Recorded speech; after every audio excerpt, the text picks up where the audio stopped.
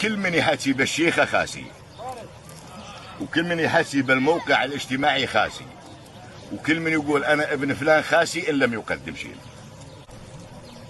ابن فلان وابن فلان قدموا أهلهم وصاروا رمز، لو ما قدموا ما صاروا رمز. والأمور اللي ما توفقنا بها هاي لازم ناخذ منها عبرة ما نجددها. الأمور اللي ما نجحنا بها واللي جت ظروف هدرنا دم بعضنا هذه ما ينحسب، هي ناخذ منها عبرة، ناخذ منها درس. أنا ماني مدور شيخة والله، أنا مدور عز شمار وبالله.